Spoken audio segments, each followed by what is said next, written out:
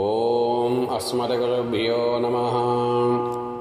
ఆపదామపహర్తారం దాతారం సర్వసంపదాం లోకాభిరామం శ్రీరామం భూయో భూయో నమామ్యహం. మనోజవం మారుతతుల్యవేగం జితేంద్రియం బుద్ధిమతాం వరిష్టం వాతాత్మజం వానరయూథముఖ్యం శ్రీరామదూతం శిరసా నమామి. జై శ్రీమన్నారాయణ. భగవద్బంధువులారా, శ్రీమద్ సుందరకాండ పారాయణ మనం ప్రారంభం చేసుకొని పూర్తిగా 68 సర్గలు పూర్తి చేసుకున్నాము. ఈ సుందరకాండ ప్రారంభంలో చదవాల్సినటువంటి 5 సర్గల్ని కూడా మనం అనుసంధానం చేసుకున్నాము. సుందరకాండ ముగింపు సందర్భంగా అనుసంధానం చేసుకోవాల్సినటువంటి సర్గలను కూడా అనుసంధానం చేసుకుంటూ ఈరోజు చిట్ట చివరి సర్గ శ్రీరామ పట్టాభిషేక సర్గను అనుసంధానం చేసుకుంటున్నాం. దీనితో మన సుందరకాండ పారాయణ సంపూర్ణము అయింది. ఈరోజు సరిపోయినటువంటి ఈ శ్రీరామ పట్టాభిషేక సర్గ చాలా విశేషమైంది. ఈ ఒక్క సర్గను కూడా నిత్యము శ్రద్ధతో వింటే చాలు, మనకు ధనం, యశస్యం, ఆయుష్యం, రాజ్ఞాం చ విజయావహం, ఆదికావ్యమిదం త్వాషాం పురా వాల్మీకినా కృతం అని ఈ సర్గలను చెప్పడం జరిగింది. కనుక ధనము, యశస్సు, ఆయుష్ కలుగుతాయి. దాంతోపాటుగా కుటుంబ వృద్ధిం, ధనధాన్య వృద్ధిం, శ్రేయస్య ముఖ్య సుఖముత్తమంచ శ్రుత్వా శుభం కావ్యమిదం మహారథం ప్రాప్నోతి సర్వాం భువి చార్ధ సిద్ధిం అని ఈ సర్గలోనే చివరిలో ఫలశ్రుతిలో చెప్పబడి ఉంటుంది. కుటుంబ వృద్ధి జరుగుతుంది, ధనధాన్యాలు వృద్ధి కలుగుతాయి, స్త్రీలంతా సుఖాన్ని, సౌభాగ్యాన్ని పొందుతారు, ఆయుష్యం, ఆరోగ్యం, యశస్యం, సౌభ్రాత్రం కూడా కలుగుతుంది. కనుక ఈ ఆదికావ్యంలో ఉన్నటువంటి శ్రీమద్ రామాయణంలో ప్రధానమైనటువంటి శ్రీరామ పట్టాభిషేక సర్గని ఈరోజు అనుసంధానం చేసుకుంటూ మనం ముగించుకుందాం. ప్రతిరోజు కూడా మొట్టమొదటి సర్గ అయినటువంటి సంక్షేప రామాయణాన్ని, చిట్ట చివరి సర్గ అయినటువంటి శ్రీరామ పట్టాభిషేక సర్గని రోజు ఎవరైతే నిత్యమో శ్రద్ధతో భక్తితో వింటారో వారికి ఈ లోకంలో ఉన్నంతకాలం కూడా సుఖంగా, సంతోషంగా, ఆనందంగా ఉంటారు. పరలోకంలో కూడా వారికి ఆనందం లభిస్తుంది. ఈ సర్గను వినటం వల్ల పితృ దోషాలు తొలగిపోతాయి, పితృ దేవతలు కూడా సంతోషం పొందుతారు, వారి ఆశీస్సుల వల్ల కూడా మనకు శుభాలు కలుగుతాయి అని ఈ సర్గలోనే మనకు ఫలసూత్రం చెప్పబడి ఉంది. కనుక అలాంటి సర్గని వాళ్ళు అనుసంధానం చేసుకుంటూ ఈ సుందరకాండ ముగింపు చేసుకుందాం. జై శ్రీమన్నారాయణ. ఓం అస్మద్గురుభ్యో నమః. శ్రీరామ పట్టాభిషేక సర్గ. శిరస్యంజలిమాధాయ కైకేయ్యానందవర్ధనః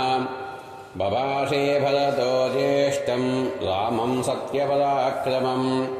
శిరస్యంజలిమాధాయ కైకేయ్యానందవర్ధనః బభాషే భరతో జ్యేష్టం రామం సత్యపరాక్రమం. పూజితా మామికా మాతా దత్తం రాజ్యమిదం మమ తద్దదామి పునస్తుభ్యం యదా త్వం మమదా మమ. ధురమేకాకినాన్యస్తాం వృషభేణ బలీయసా కిశోరీవ గురుం భారం నవోఢుమహముత్సహే. వారివేగేన మహతా భిన్నస్యేతురివక్షరన్ దుర్బంధనమిదం మన్యే రాజ్యఛిద్రవసంవృతం. గతిం ఖలైవా స్వస్య హంసస్యేవ చ వాయసః నాత్వేతుముత్సహే రామా తవ మార్గమరిందమా. యథా చారోపితో వృక్షో జాతశ్చాन्तర్నివేశనే మహాంశశూరదురారోహ మహాస్కందః ప్రశాఖవాన్. శీర్యేత పుష్పితో భూత్వా న ఫలాని ప్రదర్శయన్ తస్య నానుభవేదర్థం యస్య హేతోః సరోప్యతే. ఏషోపమా మహాబాహో త్వమర్థం వేట్టుమర్హసి యద్యస్మాన్మనురాజేంద్ర త్వం భక్తాన్ హృత్యన్న సాధిః. జగదజ్ఞాభిషిక్తం త్వామనుపశ్యతు సర్వతః ప్రతపంతమివాదిత్యం మధ్యాహ్నే దీప్తతేజసం తూర్యసంఘాతనిర్ఘోషైః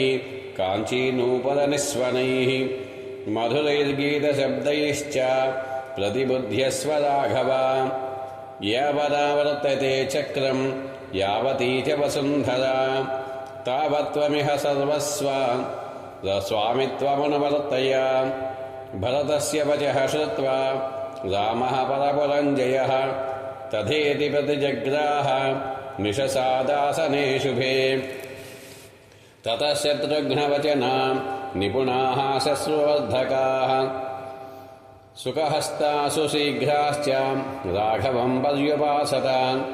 ततः शत्रुघ्नवचनाः निपुणाः श्मश्रुवर्धकाः सुखहस्तासु शीघ्राश्च राघवं पर्युपासत पूर्वं तु भरते स्नाते लक्ष्मणे च महाजले सुग्रीवे वानरेन्द्रे च राक्षसेन्द्रे विभीषणे विशोधितजटः स्नातः चित्रमाल्यानुलेपनः महाधवसनो रामः तस्थौ तत्र श्रियाज्वलन् प्रतिकर्म च रामस्य कारयामास वीर्यवान् लक्ष्मणस्य च लक्ष्मीवान् इक्ष्वाकुकुलवर्धनः प्रतिकर्म च सीतायां सर्वा दशरथस्त्रियः आत्मनैव तदा चक्रुः मनस्विन्यो मनोहरम् ततो वानरपत्नीनां सर्वासामेव शोभनं चकारयत्नात् कौसल्या प्रहृष्टा पुत्रलालसा ततः शत्रुघ्नवचनात् सुमन्त्रो नाम सारथिः योजयित्वाभिचक्राम रथं सर्वाङ्गशोभनम् अर्कमण्डलसङ्काशं दिव्यं दृष्ट्वा रथोत्तमम् आरुरोह महाबाहु रामः सत्यपराक्रमः सुग्रीवो हनुमांश्चैव महेन्द्रसदृशद्युति स्नातो दिव्यनिभैर्वस्त्रैः जग्मतुर्शुभकुण्डलौ वराभरणसम्पन्ना ययुस्ता शुभकुण्डलाः सुग्रीवपत्न्यः सीता च द्रष्टुं नगरमुत्सुकाः अयोध्यायां तु सचिवा राज्ञो दशरथस्य ये पुरोहितं पुरस्कृत्य मन्त्रयामासुरर्थवत् अशोको विजयश्चैव सुमन्त्रश्चैव सङ्गताः मन्त्रयन् रामवृत्यर्थं नगरस्य च सर्वमेवाभिषेकार्थं जयार्हस्य महात्मनः कर्तुमर्हत रामस्य यद्यद्मङ्गलपूर्वकम् इति ते मन्त्रिणः सर्वे सन्दिश्यतु पुरोहितं नगरान्निर्ययुस्तोरणं रामदर्शनबुद्धयः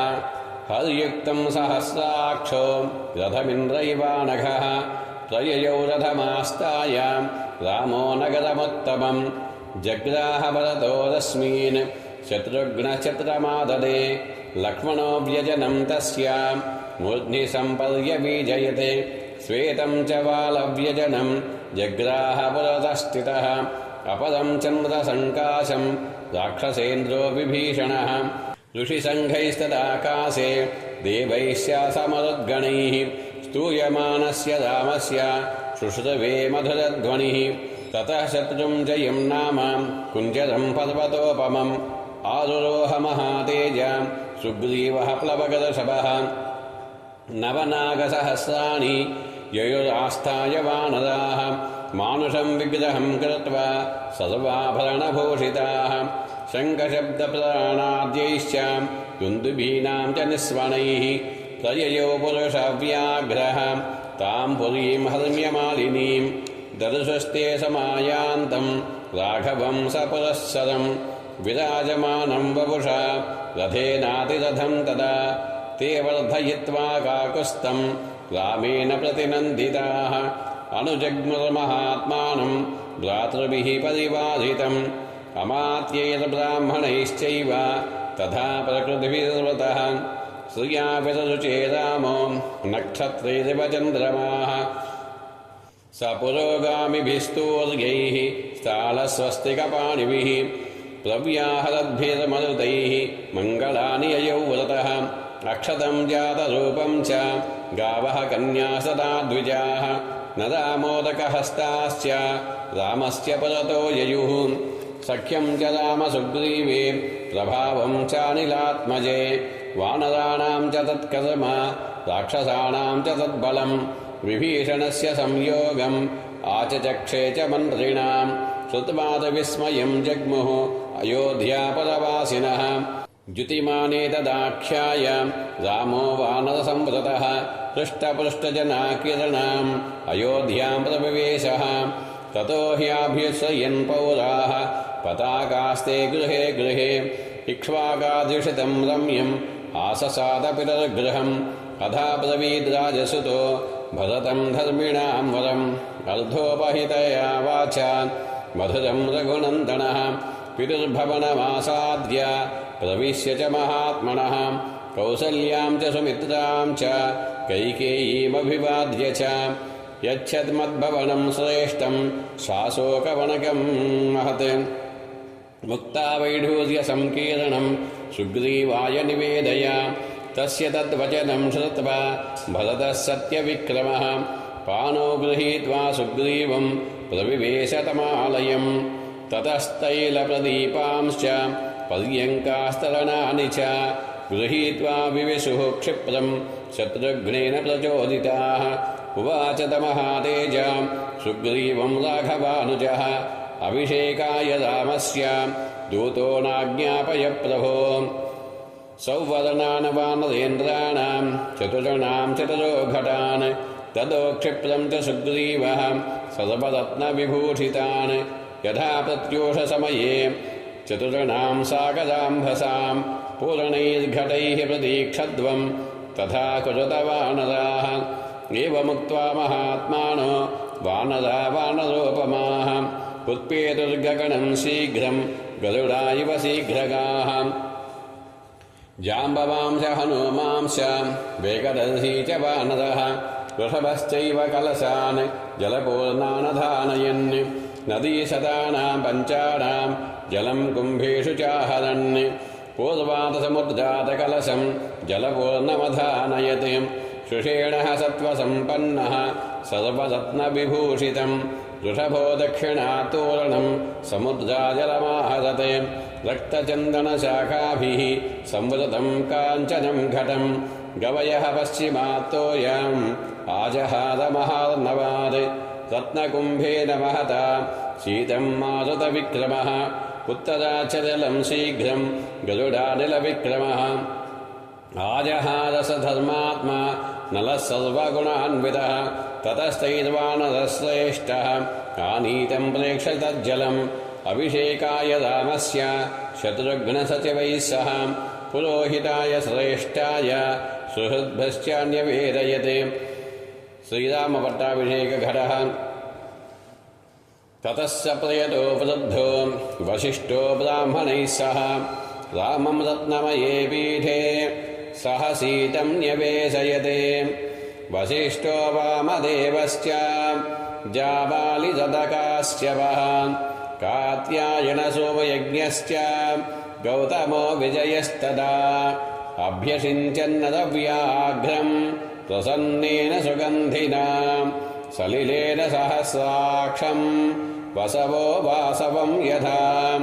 ऋत्विग्भिर्ब्राह्मणैः पूर्वम् कन्याभिर्मन्त्रिभिस्तदा योधैश्च वाभ्यषिञ्चंस्ते सम्प्रहृष्टासनैगमाैः सर्वौषधिरसैर्दिव्यैः देवतैर्नभसि स्थितैः चतुर्भिर्लोकपालैश्च सर्वैः देवैश्च सङ्गतैः ब्रह्मणा निर्मितम् पूर्वम् किरीटम् रत्नशोभितम् अभिषिक्तः पुरा येन मानुस्तम् दीप्ततेजसम् तस्यान्ववाये राजानः क्रमाद्येनाभिषेचिताः सभायाम् हेमक्लुप्तायाम् शोभितायाम् महाजनैः रत्नैर्नानाविधैश्चैव चित्रितायाम् सुशोभनैः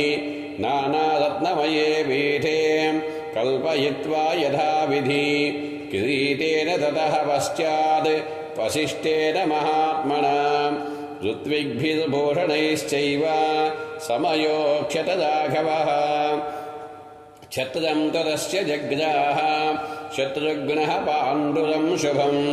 श्वेतम् च बालव्यजनम् सुग्रीवो वानरेश्वरः अपरम् चन्द्रसङ्काशम् राक्षसेन्द्रो विभीषणः मालां ज्वलन्तीं वपुषां काञ्चनीं शतपुष्करां राघवाय ददौ वायुः वायवेन प्रचोदितः राघवाय ददौ वायुः वासवेन प्रचोदितः सर्वरत्नसमायुक्तं मणिरत्नविभूषितं मुक्ताहारं नरेन्द्राय ददौ शक्रप्रचोदितः प्रजगुर्देवगन्धर्वा नमृतुर्षाप्सरो गणाः अभिषेके तदर्हस्य तथा रामस्य धीमतः भूमिः सस्यवती चैव फलवन्तश्च पादपाः गन्धवन्ति च पुष्पाणि बभूवो राघवोत्सवे शतसहस्रशतमश्वानां धेनूनां च गवां तथा सहस्रशतमश्वानां धेनूनां च गवां तथा ददौ शतं वृषान् पूर्वं द्विजेभ्यो मनुजर्षभः 30,000,000 ब्राह्मणेभ्यो ददौ पुनः नानाभरणिवस्त्राणि महाधानि च राघवः अर्करश्मि प्रतीकाशां काञ्चनी मणिविग्रहां सुग्रीवाय स्वजं दिव्यां प्रायच्छन्मनुजर्षभः वैडूर्यमणिचित्रे च वज्ररत्नविभूषिते वालिपुत्राय उद्धृतिमान् अङ्गदायाङ्गदे ददौ मणिप्रवरजुष्टं च मुक्ताहारमणुत्तमम् सीतायै प्रददौ रामः चन्द्ररश्मिसमप्रभम् अरजे वाससी दिव्ये शुभान्याभरणानि च अवेक्षमाना वैदेही प्रददौ वायुसूनवे अवमोच्यात्मनः कण्ठा धारं जनकनन्दिनीम् अवैक्षत हरीन् सर्वान् भर्तारं च मुहुर्मुहुः तामिङ्गितज्ञः सम्प्रेक्ष्य बभाषे जनकात्मजां प्रदेहि सुभगे हारं यस्य तुष्टासि भामिनी पौरुषं विक्रमो बुद्धिः यस्मिन्नेतानि सर्वशः ददौ सा वायुपुत्राय तं हारमसिते क्षण हनुमांस्तेन हारेण शुशुभे वानरर्षभः चन्द्रांशुचयः गौरेण श्वेताभ्रेण यथाचलः ततो द्विमादमैन्दाभ्यां नीला च पदन्तवः ततो द्विविधमैन्दाभ्यां नीलाय च पदन्तवः सर्वान् कामगुणान् वीक्ष्य प्रददौ वसुधाधिपः सर्ववानरवृद्धाश्च ये चान्ये वानरेश्वरः वासोभिर्भूषणैश्चैव यथार्हं प्रतिपूजिताः विभीषणो सुग्रीवो हनुमान् जाम्बवांस्तदा सर्ववानरमुख्याश्च रामेणाक्लिष्टकर्मणा यथार्हं पूजिता सर्वैः कामैरत्नैश्च पुष्कलैः प्रहृष्टवनसः सर्वे जग्मुदेव यथागतम् नत्वा सर्वे महात्मानं ततस्ते प्लवगर्षभाः विसृष्टाः पार्थिवेन्द्रेण किष्किन्धामभ्युपागमन् सुग्रीवो वानरश्रेष्ठो दृष्ट्वा रामाभिषेचनम् पूजितश्चैव रामेण किष्किन्धां प्राविशत् पुरीं रामेण सर्वकामैश्च यथार्हं प्रतिपूजितः लब्ध्वा कुलधनं राजा लङ्कां प्रायाद्विभीषणः स राज्यमखिलं शासन् निहतादिमहायशाः राघवः परमो राजा सशास परमामुद उवाच लक्ष्मणं रामो धर्मज्ञं धर्मवत्सलः आतिष्ठधर्मज्ञ मया सहेमां गाम्बूर्वराज्यादुषितां बलेन तुल्यं मया त्वं प्रसुविधृताय तां यौवराज्ये धृतमद्वहस्व सर्वात्मना पर्यनुनीयमानो यदा न सौमित्रिरुपैति योगं नियुज्यमानोऽपि च यौवराज्ये ततोऽभ्यषिं च भरतं महात्मा पौण्डरीकाश्वमेधाभ्यां वाजपेयेन चासकृते अन्यैश्च विविधैर्यज्ञैः अजयत् पार्थिवदर्शभः राज्यं 10 सहस्राणि प्राप्य वदशानि राघवः शताश्वमेधानाजह्रे सदस्वानुभूति दक्षिणान् आजानुलम्बलम्बाहुश्च महास्कन्दः प्रतापवान् लक्ष्मणानुजरो रामः पृथिवीमन्वपालयते राघवस्यापि धर्मात्मा प्राप्य राज्यमनोत्तमम् ईजे बहुविरयज्ञे सुसुहृज्ञातिबान्धवाः न पर्यदेवन् विधवा न च व्यालकृतं भयं न व्याधिजं भयं वापि रामे राज्यं प्रशासति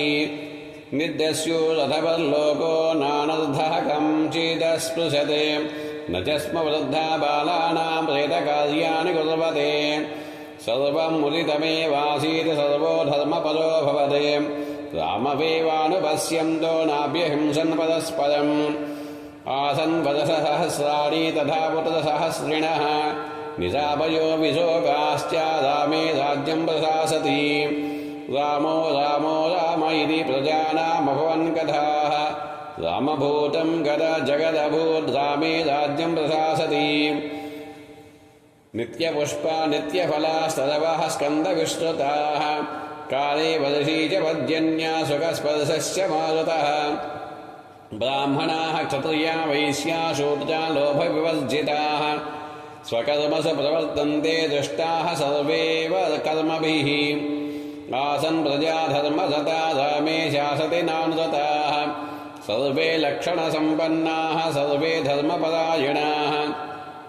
दशवर्षसहस्राणि दशवर्षशतानि च भ्रातृभिः सहितः श्रीमान् रामो राज्यमगारयते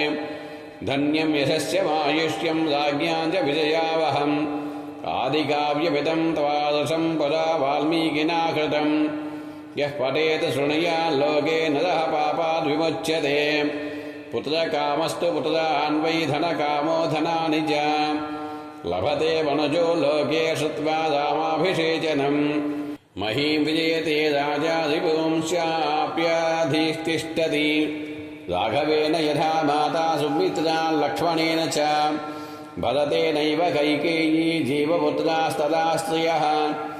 श्रुत्वा रामायणमिदं दीर्घम् आयुश्च विन्दति रामस्य विजयं चैव सर्वमक्लिष्टकर्मणः